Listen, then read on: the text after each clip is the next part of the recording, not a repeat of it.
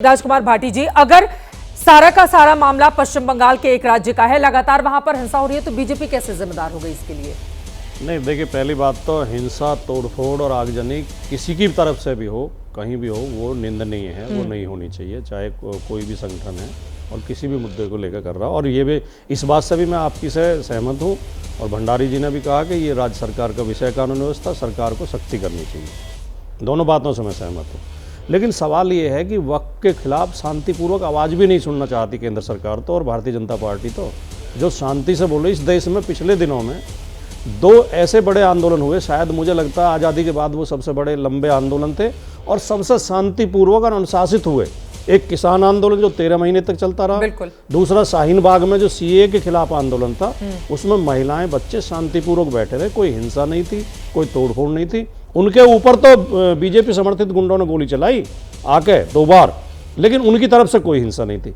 ये तो रोजाना उसकी भी निंदा करते थे, रोजाना उन्हें भी भाड़े के, बिके हुए, खालिस्तानी, पाकिस्तानी, तो कहा जा रहा था मुसलमानों की नागरिकता छिन जाएगी, छिन गई क्या? एक तो ये बात है चित्रा जी, मैं कहना ये चाहता हूँ, नहीं, आपने सीए का जिक्र किया, ममता बनर्जी ने भी कहा था नहीं लागू होने देंगे, उस सवाल का नागरिकता छिन जाएगी, उस सवाल का जवाब भी मैं दे दूंगा। महिलाओं को, बच्चों को हथियार बनाकर आपने आगे बैठाकर इतना लंबा प्रोटेस्ट किया, वो तो झूठी बात थी ना राजकुमार भाटी जी? नहीं, मेरे ख्याल से तो बीजेपी की वकालत प्रदीप भंडारी को करनी चाहिए। अब आपसे सवाल पूछ लो तो एंकर को तो बीच में रहना चाहिए। सर, यही दिक्कत है ना आप लोगों की? दिक्कत नहीं, ये दिक्कत बहुत बड़ी है सच में। आप लोगों की दिक्कत वास्तव में बड़ी हो गई है, हमारी थोड़ी देश की दिक्कत है। आपने सीए को लेकर एंकर को ऐसे दिखाई देना चाहिए, ऐसे बीच में। ठीक है, एंकर ऐसे झुके रहते हैं। अरे आपने भी राइट हाथ उठाकर रखा हुआ है। ठीक है सर, ठीक है सर, ये झुकाव है नहीं, दाहिना हाथ उठा रहे हैं ना। पहले तो आप भी कह लीजिए कि बीच में जब मैं आपके सवाल का जवाब भी दे दूंगा। राजकुमार भाटी जी, मैंने आपसे कहा, आपने सीए का उदाहरण दिया, मैंने कहा सीए का हम लोगों ने लगातार कवरेज की थी,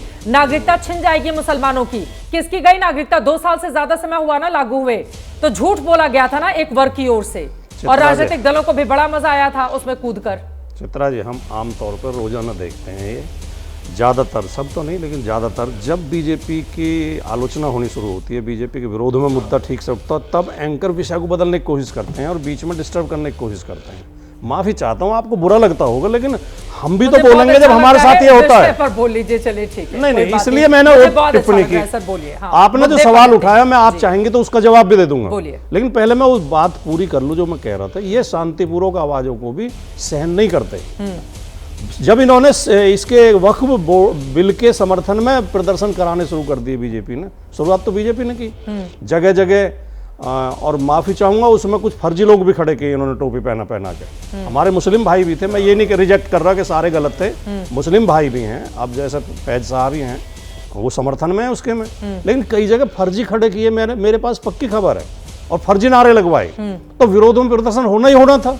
हुआ है तो थोड़ा दिल बड़ा रखिए। लेकिन मैं लास्ट टिप्पणी ये कर दूं, आपने कहा कि ये लॉ एंड ऑर्डर राज्य का, स्टेट का विषय है, राजस्व भी स्टेट का ही विषय है, भूमि प्रबंधन भी, और ये बिल भूमि प्रबंधन से संबंधित है, बिना राज्यों की सहमति के लागू होना ही नहीं चाहिए। दूसरी बात, कानून व्यवस्था अगर पश्चिम बंगाल में राज्य का विषय है तो उत्तर प्रदेश में भी है। उत्तर प्रदेश में बीजेपी समर्थक एक संगठन, जो योगी आदित्यनाथ जी का निजी संगठन है, करणी सेना, वो आज आगरा में सड़कों पर तलवार और बंदूक लेके भद्दे भद्दे नारे लगा रहा है, विपक्ष के सबसे बड़े नेता श्री अखिलेश यादव जी की हत्या की धमकी दे रहा है, सांसद की जीभ काटने की धमकी दे रहा है, और उत्तर प्रदेश पुलिस मौन बैठी है। तो आप ये नहीं कि बैंगन पंडित जी को पत्थर औरों को कुपत्थ, अगर पश्चिम बंगाल में आप उंगली उठाओगे तो आपको उत्तर प्रदेश में भी सोचना चाहिए कि सरकार की सह पे हिंसा की जा रही है, ठीक है, तोड़फोड़ की गई है सांसद के घर में, और एक आदमी, सिंगल आदमी जेल नहीं भेजा गया। तो इसमें भी बीजेपी को ध्यान देना चाहिए, वरना तो ये आपके खिलाफ बवाल होगा। अगर आप इस तरह भेदभाव करेंगे तो सड़कों पे लोग उतरेंगे। ये लोकतंत्र में शांतिपूर्वक विरोध प्रदर्शन भी बर्दाश्त नहीं कर पाते हैं प्रदीप भंडारी जी। सड़कों पे लोग उतरेंगे, जिनको सड़क पर कानून के हिसाब से जाना जाइए। आप धमकी किसको दे रहे हैं भाटी जी?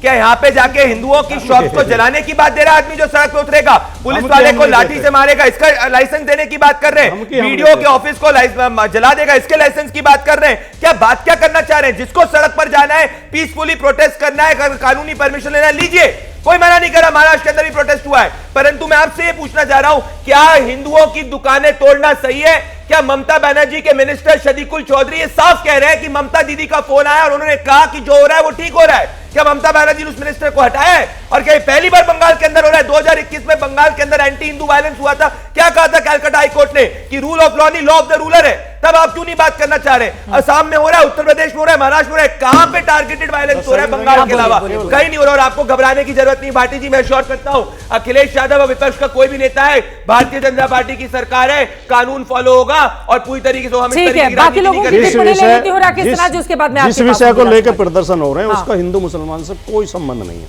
लेकिन हमारे भाई प्रदीप भंडारी ने 5 बार हिंदू मुसलमान शब्द प्रयोग किया। दुकान ही जा रही है, सुन तो लो भंडारी जी, सुन तो लो, हिंदू ही मर रहा है, सुन तो लो भैया, हिंदू को टारगेट कर रहा है और जो पश्चिम फ्लैग हटाया जा रहा है यार, अब पश्चिम बंगाल के मुख्यमंत्री ब्राह्मण हिंदू हैं, वो खुद पूजा पाठ करती हैं, वो हिंदू नहीं है।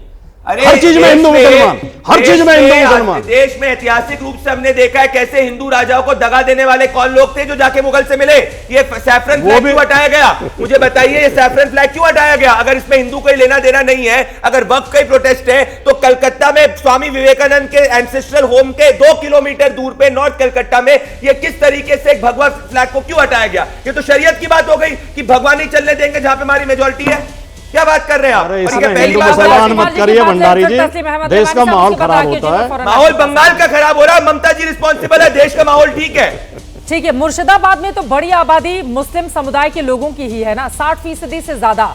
उसके बावजूद वहां पर जिस तरह की हिंसा की खबरें सामने आ रही हैं, लेकिन आपने कहा कि जमीन का जो मामला होता है वो राज्य सरकारों के अधीन होता है।